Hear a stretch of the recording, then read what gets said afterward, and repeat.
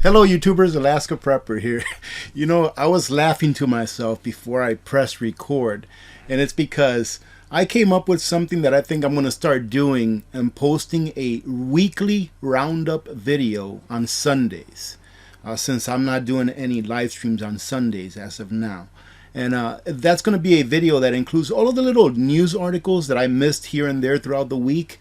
And I'm going to call it the weekly roundup. But the reason I was laughing is because I told myself, man, probably after the first or second time that I do it, I'll forget because I'm so senile. So I just wrote it on my calendar to see if this works out. We can try this and see if it works out. I think it'll be nice to just gather all of the little bits and pieces of news that I missed throughout the week and put it in one video, hopefully not too long, so that you can all catch up on things that maybe you didn't get anywhere else. And then throughout the week, I can concentrate on things that are happening in the now for those days, and other videos like doing price checks and doing reviews, etc., right? But ladies and gentlemen, I know that I say this 1,000 times, but every single time I say it, I mean it. Stock up. Make sure that you're prepared. Why? Because things are unpredictable. You know, and especially with the USDA, where they tell you that at the beginning of the year, they're like, oh yes, everything looks like it's going to be great. We're going to have a great corn harvest. And that gives the companies motivation to maybe offer farmers a lower price on those items that the USDA is saying, oh yes, we're going to have a great harvest this year. So they can sign a contract and contract for a lower price. And then towards the end of the year, towards when it gets to be near the harvest or halfway through the harvest, they come out and say, oh goodness, you know, this is going to happen. Corn harvest is not going to be like we were expecting it to be. It happens almost every year. And who loses out on that? The farmers do. But more importantly, you need to understand this, because why? Corn, ladies and gentlemen, and wheat. Those are two of the things that are almost in every food item that you eat, or associated with every food item you eat. Even for a guy like me that eats almost nothing but meat, these things, these grains, a lot of them are probably fed to beef that I eat, to the cow, you know, to the pork, to the chickens. And yes, I know that it's much healthier. It's been said that you eat meats that are only grass-fed, grass-finished, but that can be very pricey, and I would rather just eat meat, even though it's not 100% grass-fed and grass-finished, than to be eating all the other processed junk that they have to feed us. But I digress. What am I getting at? Corn prices set to soar after Midwest hit by worst drought in 30 years. Ladies and gentlemen, we just finished getting out of a 1,200-year-long drought in the West Coast, right? This is saying the Midwest now. We finished getting out of about a 1,200-year-long mega drought over in the West Coast, California. And I'm pretty sure they're still in drought conditions, but they really, you know, got helped out by all the rain that they got last year, right? So I don't think that they're as bad off as they were for all of those years prior. And now it seems that the same conditions are hitting the Midwest. All right, so what's going to happen? Well, we're not going to get as much production as we were thinking that we were going to get. What does that mean? That's going to mean a shortage of this item, of corn in this case. And what does that mean? It's going to affect the price of everything that has anything to do with corn. So prepare now. And I'm not going to go on and on and on about this, but I'm just going to give you a little bit of the information that they provide here. An unusually dry May in the Midwest has raised concerns over this year's corn crop in the Corn Belt, the region stretching from the panhandle of Texas to North Dakota and east to Ohio, which dominates the country's corn production. On May 25th, the NIDIS released an early warning report saying that about 27% of the Midwest was experiencing abnormally dry periods that could lead to a drought, while 9% are already experiencing this dry period and is experiencing a drought. According to the agency, the region has been much drier than normal in the past 4 to 6 weeks, and conditions are expected to worsen in the following weeks, possibly extending the areas affected by droughts. While this is not a new issue for the Midwest, it is early in the year for the region to experience such a dry period. And why is that key? Because this is the time of the year, ladies and gentlemen, where that corn is growing its roots, where that corn is stretching deep down into the earth in order to, you know, be able to grow, in order to be able to suck up all the nutrients that it needs. Well, if it can't grow those strong roots because it's too dry, then will it survive till the harvest? Well, I guess that's going to be something that we'll have to see.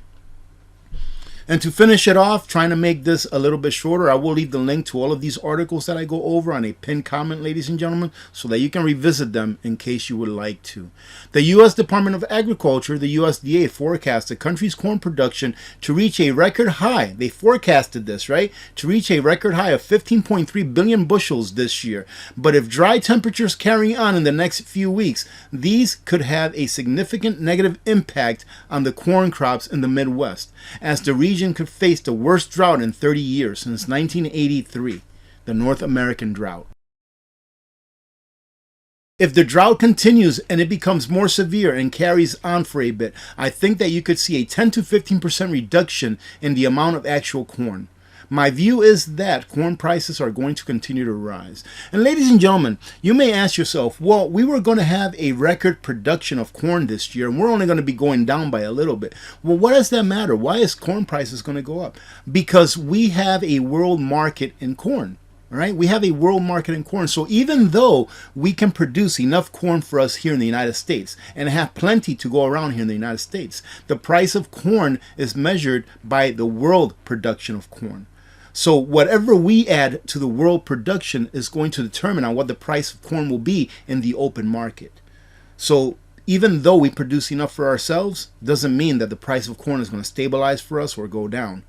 If the whole world doesn't produce enough for the whole world, the price of corn will go up. And this is not going to help. But don't worry, ladies and gentlemen, because if you cannot eat corn, at least you can eat some meat. Well, not according to this. German Nutrition Society wants every person to consume just 10 grams of meat daily to address global warming. Ladies and gentlemen, let me show you what 10 grams is. I actually have a great example right here of what 10 grams is. Take a look at this. These are really cool. I think I've shown these off before. This here is 10 grams of platinum. I hope you can see them. Aren't they pretty? They're 1 gram platinum bars. I got these a while back. So that's how much they want you to have. What is this? Daily. Oh, that's not bad. 10 grams daily. I mean, that's not bad. That's about 10 grams comes out to be about 1/3 of an ounce. 1/3 of an ounce of sausage or meat per day, right? Which comes out to about 1 sausage per month. 1 nice size sausage per month. And that's what they want you to do, ladies and gentlemen, because it's for your own good. Okay, it's for your own good. You're supposed to, I think I've already put out the video where I was talking about the CBDCs and how the Bank for International Settlements is trying to govern every single thing that you do by the means of being able to control how you spend your money or how you get your money, right? Well, now they also want to govern how you eat, ladies and gentlemen. So imagine what a great combination that would make. A CBDC and an ideology that you shouldn't eat meat, or that you should only eat what they think you should eat. Because you're not old enough, or you don't have the cognitive ability to be able to decide for yourself that you should eat what you want to eat, or spend your money how you want to spend it. Isn't that a wonderful world that we're headed into? And of course, I'm being sarcastic and hyperbolic because this is, in my opinion, pretty disgusting. That people have nothing better to do, that are sitting in high places, right? That are sitting at the top of the game, right? They have nothing better to do but to try to control how you live your lives. The German Nutrition Society, all right, the DGE, is now recommending that Germans reduce their meat consumption to 10 grams per day, equivalent to 1 sausage per month, to what? Fight global warming, ladies and gentlemen. Why? Because here we're sitting on about the 10th or 11th of June, and outside is 56 degrees. Because this global warming, ladies and gentlemen, man, I'll tell you what, it is just killing me over here. I know. AP, you live in Alaska. Okay, and I wanted to point this out too right here. That's why I highlighted this part in red. Climate alarmists is a pathetic excuse to push food tyranny. And I don't want to concentrate on just food tyranny, but ladies and gentlemen, you know how many times that in the several years that I've been here on YouTube, you know how many times I've been called a fearmonger? You know how many times I've been called the Chicken Little, right? Or the boy who cried wolf. Well, just take a look at mainstream media. Just take a look at the last 3 years, starting in February of 2020, how much they've used fear against the people. And unfortunately, for the majority of the people caved in to that fear and were willing to give away their liberties to appease a people, meaning those people at the top that don't care about you or your family or anyone. Just take a look at what's going on with all of these excess deaths. Have you heard about this? All of these excess deaths have been going on in the United States alone. I think it's over 400,000. Right? But I digress. Is that being talked about in the mainstream media? Are these people being compensated for their suffering, their pain and suffering? Their families compensated for their pain and suffering because they went along just to get along? No, ladies and gentlemen, guarantee you that they're not. And I guarantee you that those people that have been compensated because they were injured medically, those people had to fight to be compensated. They had to fight. These people don't care about you. They're telling you, don't eat meat. They're telling you, get an electric stove. They're telling you, get rid of your vehicle that you can get from point A to point B so that you can buy a vehicle that you can't afford, right? So that you can buy a vehicle that there's no infrastructure available for you to be able to charge it. I digress. And talking about electric vehicles, take a look at this. California is committing suicide. California is suiciding itself. And I don't understand why people are staying there and putting up with that way of life and with what their government is doing. However, I don't live in California, so I don't want to talk down on California too much. I've been to California when I was there 30 years ago, 30 plus years ago. Beautiful. More than 30 years ago. Beautiful place. Beautiful place. I wouldn't want to go back. Literally impossible, says trucking companies as they brace for California's electric mandate. And this is not that far away. This is right around the corner. Logistics companies are scrambling to meet California's upcoming January 1st of 2024, right? 6 months away, ladies and gentlemen, less. Mandate that all new trucks purchased for servicing ports, rail yards, and distribution centers in the state be zero-emission vehicles, with experts questioning limited access to charging stations and the viability of switching from electric to diesel fleets. So they want to go like this, boom. From one year to the other, all you have is electric vehicles. Do they even have enough trucks? Do they have the capacity? Does Tesla or Nikola or whatever it is that the name of these companies that make electric trucks that are tractor trailers, all right? We're not talking about a Chevy Silverado, right? Or a Ford, what is it? A Ford 150. We're not talking about those. We're talking about tractor trailers. Do we have the production of tractor trailer trucks that take 10,000 pound batteries to be able to exchange the trucks that are on the road now for those? And then my other questions would be, before we even go on to read the little bit of that I highlighted here, my other question would be, do we have the infrastructure to be able to power those trucks in a timely manner? Because you have a 10,000 pound battery, right? And I'm assuming that 10,000 pound battery is probably at least 7 times or so bigger than a electric car battery, right? And an electric car battery usually takes about an hour and a half to charge. So let's take a look at a semi-truck battery. What is it? 4, 5, 6 hours to charge? Here they say that the availability of semi-trucks is a concern, as is the price of the vehicles, the number of miles they can go on a charge, and the cost of maintenance and replacement parts, all of which currently remain unknown variables according to industry experts. Now, ladies and gentlemen, you have to understand what the gravity of this situation is, right? They're saying for any ports.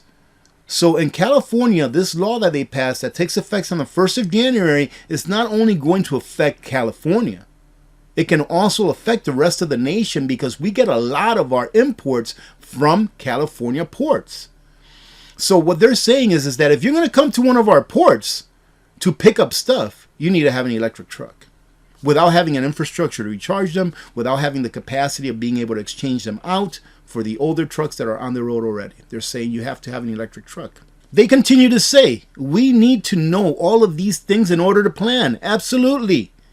I mean, I think that this electric vehicle stuff is going to be one of the things studied in history 50 to 100 years from now, where they say, what in the heck were they thinking? For those of you that don't understand, liquid petroleum, all right, biofuels, these things are what power an economy. right? And you may not want to believe that, but that is the truth. Without diesel fuel, an economy is dead. Decrease the amount of diesel fuel that can be used, and you can see the decrease in the GDP of that certain economy as you decrease the amount of diesel fuel. And places like California, they love to export their CO2, let's say. They love to export what they think is their global warming. So one of the ways that they love to export that is that they import electricity from other states that produce that electricity with natural gas or oil. Even though they have enough natural gas in their state to produce all the electricity they need, they import that electricity so that they can say, yes, we are carbon friendly. We are carbon zero, whatever the heck it is that they call it. Right, ladies and gentlemen? It's just a veil that they put in front of you so that they can disguise that they're not doing anything different except for making your life more miserable and more expensive. Again, we need to know all of these things in order to plan. Owner of Siberian Trucking based in Wilmington, California, told the Epoch Times. If we don't know the actual range, it makes it impossible to schedule. And they can't give me a straight answer on how long this will take to charge. The trucks will take charge. It's going to take a long time to charge. And like I said, they don't even have the infrastructure to do it. Charging is problematic in several fronts, as trucks require special charging stations and with limited infrastructure at and near ports. Experts say the frequent need to recharge and the wait times expected with more trucks than charging ports add to the time and cost of operation. Things are going to get so expensive if they actually go to this. I think that they'll probably try to implement it, but it's going to fail. Very interesting to see what happens here in the next 6 months to 12 months. Nobody, they say, has real numbers when we ask for details about maintenance and replacement costs. With diesel, we know our costs per day to maintain the vehicle. Even if I had the $500,000 to buy a new electric truck, there aren't any for sale, says John Williams, a trucking professional out of Oakland ports. And to finish it off, ladies and gentlemen, this is a bigger problem than people realize because we're being forced to do something that is literally impossible. Williams said, there are not enough trucks, not enough charging stations, and not enough information that we can rely on. Weight and range limitations could impact profitability. It will not impact profitability because they're just going to raise their prices. And who's going to pay for that raise in prices? You are, ladies and gentlemen, the consumer. Industry experts say that the estimated 10,000-pound battery pack installed in Tesla trucks is also potentially an issue because replacements will be difficult and costly and lead to less cargo being carried due to laws pertaining to weight limit. They additionally report no success when requesting details from the manufacturer requiring specifics. So they're going to have to spend more money to buy a truck. They're going to have to spend more money to service it. They're not going to know if the availability of parts or batteries will be available should they need to exchange it. They're going to be able to carry less food or less whatever it is, cargo that they're carrying because of the weight of the batteries. And it's going to cost a lot more for them to be able to do everything that they are doing now with diesel. And you will pay the price. You will pay the price, ladies and gentlemen. Why? Because they say so. And this is the last one that we are going to cover, ladies and gentlemen. Why? Because we live in an opposite world where right is wrong and wrong is right. U.S. munitions stockpile too low to defend in war over Taiwan. So now what does that tell you? If the United States munitions stockpile is too low to defend a small island, do you think that it may be too low to defend us here in the United States should there be an invading force trying to take over the United States of America? Do you think so? I would say so. Now, I don't think that any country in the world would ever be able to invade the United States of America successfully, meaning having boots on ground. Why? Because behind every blade of grass sits a rifle. And of course, that is true. In the United States, there are more privately owned firearms than there are people. And that is why I believe that no country will ever overtake us. All right? The only way that we will fall is going to be from within, which is happening right now, as you can see, ladies and gentlemen. It's the world that we live in. Officials say that the nation has depleted, i.e., the United States has depleted, its own stores of critical munitions so severely that it would likely be incapable of fighting a major war. And ladies and gentlemen, that is so true. Wait till you hear these numbers. They're pretty incredible. This is what happens when we go and fight other people's wars. We end up making ourselves vulnerable, all right, within our own nation. Chairman of the Joint Chief of Staff has said that the nation has a long way to go to replenish its sorely depleted stockpiles. Did they not think about this before they decided to be sending all of our munitions overseas? You know, I'm not a violent person. I don't believe in war, but I do believe in deterrence. And having a very good defense/offense is a great deterrence. Well, we don't even have that anymore, ladies and gentlemen. And do you think that other nations, that other powerful nations, don't know this? They know this exactly. Of note, the department has enabled a rapid increase of 155mm ammo production from approximately 14,000 rounds per month in February of last year to over 20,000 rounds per month recently, with plans to produce more than 70,000 rounds a month in 2025, so a little over a year away. This represents a 500% increase. That sounds great, a 500% increase, but when you're talking about war, you use a lot more than that, and sometimes in a day you use a lot more than 20,000 rounds of 155 rounds, right? Artillery rounds, okay? There's just one problem with the Pentagon's rosy outlook on its quickly dwindling stockpiles. Even with a 500% increase in production by 2027, the nation would still only be halfway keeping afloat. So we won't even be, up to par. We will only be halfway up to what we actually need. Right? By the end of August of last year, the United States had already sent over 800,000 155 artillery rounds to the big EU. That number has since increased to more than 2 million, ladies and gentlemen. That's a rate of more than 130,000 rounds per month. Right, 130,000 rounds per month we've been sending them. We're obviously not going to be able to sustain that, okay? But that's almost twice as much as what we are hoping to be able to make per month in 2025. Not even right now. All right, ladies and gentlemen, so that's what it's looking like. It's looking like our nation is being carved away a piece at a time, all right? We're having big states that are, I think that California is literally, decided that they are going to fail on purpose, because anyone with a brain, ladies and gentlemen, can see that what they're doing is not working. All right. And it seems that our government as well has failed to put the protection of the United States itself ahead of other nations, being that now that the munitions that we have available to protect ourselves, just in case something happened, that we don't have that ability anymore because we don't have the munitions to do it with. Right? So anyways, I'm going to go ahead and leave it at that. I hope that you have a great day, ladies and gentlemen, and I hope that you enjoyed this little episode. Other than that, have a great rest of your week ahead. God bless every one of you. God bless America. I'm Alaska Prepper. I'm out.